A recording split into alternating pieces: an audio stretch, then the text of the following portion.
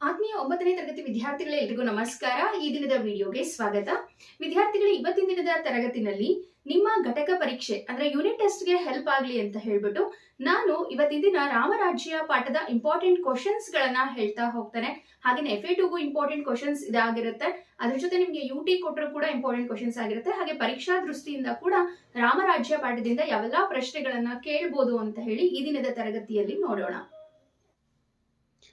9ನೇ ತರಗತಿ ಗದ್ಯ ರಾಮರಾಜ್ಯ. First main ಕೊಟ್ಟಿರುವ ಪ್ರತಿಯೊಂದು ಹೇಳಿಕೆಗೂ 4 ಆಯ್ಕೆಗಳನ್ನು ನೀಡಲಾಗಿದೆ. ಇವುಗಳಲ್ಲಿ ಸರಿ ಉತ್ತರವನ್ನು ಆರಿಸಿ ಬರೆಯಿರಿ ಅಂತ ಹೇಳಿ ಕೊಟ್ಟಿದ್ದಾರೆ. ಮೊದಲನೇ ಪ್ರಶ್ನೆ, ಕನ್ನಡದಲ್ಲಿ ಪದದಲ್ಲಿ ಬಂದಿರುವ ವಿಭಕ್ತಿಯ ಹೆಸರು. ಕನ್ನಡದಲ್ಲಿ ಪದವನ್ನು ಬಿಡಿಸ್ಕೊಳ್ಳಿ. ಕೊನೆಯಲ್ಲಿ ಅಲ್ಲಿ ಅಂತಕ್ಕಂತಹ ಪ್ರತ್ಯಯ ಬಂದಿರೋದನ್ನ ನಾವು ಕಾಣ್ಬೋದಾಗಿದೆ. ಹಾಗಿದ್ರೆ ಅಲ್ಲಿ ಅಂತಕ್ಕಂಥದ್ದು ಎಷ್ಟನೇ ವಿಭಕ್ತಿ ಆಗುತ್ತೆ ಅಂತಕ್ಕಂಥದ್ದು ಪ್ರಶ್ನೆ. ಆಪ್ಷನ್ ಎ ಚತುರ್ಥಿ, ಆಪ್ಷನ್ ಬಿ ಪಂಚಮಿ, ಆಪ್ಷನ್ ಸಿ ಷಷ್ಠಿ, ಆಪ್ಷನ್ ಡಿ ಸಪ್ತಮಿ.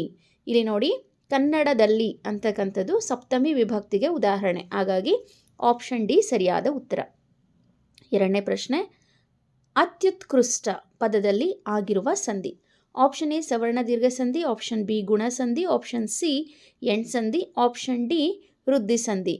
ಅತ್ಯುತ್ಕೃಷ್ಟ ಅಂತಕ್ಕಂಥದ್ದು ಎಣ್ ಸಂಧಿಗೆ ಉದಾಹರಣೆ ಆಗಿರ್ತಕ್ಕಂಥ ಪದ. ಇನ್ನು ನಂತರ ಮೂರನೇ ಪ್ರಶ್ನೆನ ನೋಡಿ, ಇವುಗಳಲ್ಲಿ ಅನ್ವರ್ಥನಾಮಕ್ಕೆ ಉದಾಹರಣೆಯಾದ ಪದವಿದು ಅಂತೇಳಿ ಕೇಳಿದ್ದಾರೆ. Option A Rama, option B Lakshmana, option C Bharata, option D ವಿದ್ವಾಂಸ. ಆಪ್ಷನ್ ಎ ಬಿ ಸಿ ಈ ಮೂರು ಕೂಡ ಅಂಕಿತನಾಮಕ್ಕೆ ಉದಾಹರಣೆ. ಆದರೆ ಆಪ್ಷನ್ ಡಿ ವಿದ್ವಾಂಸ ಅನ್ನೋದಿದೆಯಲ್ವಾ, ಇದು ಅನ್ವರ್ಥನಾಮಕ್ಕೆ ಉದಾಹರಣೆ. ನಂತರ ಸೆಕೆಂಡ್ ಮೇನ್, ಕೊಟ್ಟಿರುವ ಮೊದಲೆರಡು ಪದಗಳಿಗಿರುವ ಸಂಬಂಧದಂತೆ ಮೂರನೇ ಪದಕ್ಕೆ ಸಂಬಂಧಿಸಿದ ಸಂಬಂಧಿ ಪದ ಬರೆಯಿರಿ ಅಂಥೇಳಿ ಕೊಟ್ಟಿದ್ದಾರೆ. ನಾಲ್ಕನೇ ಪ್ರಶ್ನೆ, ಹೆಮ್ಮರ ಅನ್ನೋದು ಕರ್ಮಧಾರೆಯ ಸಮಾಸ ಆದರೆ ಒಗ್ಗಟ್ಟು ಎನ್ನುವುದು ಯಾವ ಸಮಾಸ ಅಂತೇಳಿ ಕೇಳಿದ್ದಾರೆ. 1 + ಕಟ್ಟು ಒಗ್ಗಟ್ಟು, ಇದು ದ್ವಿಗು ಸಮಾಸ. ನಂತರ ಐದನೇ ಪ್ರಶ್ನೆ, ತುಪ್ಪಳದಂತೆ ಎನ್ನುವ ಪದ ಲೋಪಸಂಧಿ ಆದರೆ ಬೆಟ್ಟದ ಆವರೆ ಅನ್ನೋದು ಯಾವ ಸಂಧಿ ಅಂತ ಹೇಳಿ ಕೇಳಿದ್ದಾರೆ. ಇದು ಆದೇಶ ಸಂಧಿ.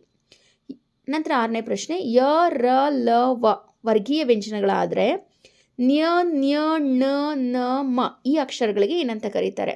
ಈ ಅಕ್ಷರಗಳಿಗೆ ಅನುನಾಸಿಕ ಅಕ್ಷರಗಳು ಅಂತ ಹೇಳಿ ಕರೀತಾರೆ. ನಂತರ ಒಂದು ವಾಕ್ಯದಲ್ಲಿ ಉತ್ತರಿಸಿ. ಏಳನೇ ಪ್ರಶ್ನೆ, ಅಮಾತ್ಯರು ಯಾವ ವಿಷಯದಲ್ಲಿ ನಿಪುಣರಾಗಿರಬೇಕು? ಅಮಾತ್ಯರು ರಾಜ್ಯಶಾಸ್ತ್ರ ವಿಷಯದಲ್ಲಿ ನಿಪುಣರಾಗಿರಬೇಕು. ರಾಜನಿಗೆ ಮಹತ್ತರವಾದ ಶ್ರೇಯಸ್ಸನ್ನು ತಂದುಕೊಡಬಲ್ಲವರು ಯಾರು? ರಾಜನಿಗೆ ಮಹತ್ತರವಾದಂತಹ ಶ್ರೇಯಸ್ಸನ್ನು ತಂದುಕೊಡಬಲ್ಲರು ತುಂಬಾ ಬುದ್ಧಿವಂತನಾಗಿರ್ತಕ್ಕಂಥ ಒಬ್ಬ ಪಂಡಿತ. ದೇಶಕ್ಕೆ ದೊಡ್ಡ ಗಂಡಾಂತರ ತರಬಲ್ಲವರು ಯಾರು? ನಾವು ದೇಶದ್ರೋಹದ ಆಪಾದನೆಯ ಮೇಲೆ ಯಾರನ್ನು ನಾವು ದೇಶದಿಂದ ಆಚೆ ಹಾಕಿರ್ತೀವೋ ಅವರೇ ಮುಂದೊಂದು ದಿನ ದೇಶಕ್ಕೆ ದೊಡ್ಡ ಗಂಡಾಂತರವನ್ನು ತರಬಲ್ಲರು.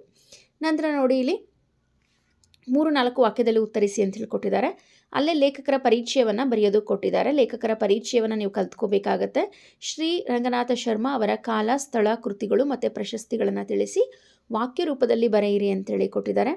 ಇನ್ನು ನಂತರ ರಾಜ್ಯದ ಅಮಾತ್ಯರಲ್ಲಿ ಯಾವ ಗುಣಗಳು ಇರಬೇಕು ಅಂತ ಹೇಳಿ ಕೊಟ್ಟಿದ್ದಾರೆ. ಈ ಕ್ವಶನ್ಸ್ನ ನೀವು ಟಿಕ್ ಹಾಕ್ಕೊಳ್ಳಿ. ಯಾವ 3 ವ್ಯಕ್ತಿಗಳನ್ನು ರಾಜನು ತ್ಯಜಿಸಬೇಕು? ಇದೆಲ್ಲ ಇಂಪಾರ್ಟೆಂಟ್ ಕ್ವಶನ್ಸ್ ಆಗಿರುತ್ತೆ. 13ನೇ ಪ್ರಶ್ನೆ, ಖಜಾನೆಯನ್ನು ಹೇಗೆ ನಿಭಾಯಿಸಬೇಕೆಂದು ರಾಮನು ಹೇಳುತ್ತಾನೆ? 14ನೇ ಪ್ರಶ್ನೆ, ದೂತನು ಕಾರ್ಯಸಮರ್ಥನೂ ಪ್ರತಿಭಾಶಾಲಿಯೂ ಆಗಿರಬೇಕು.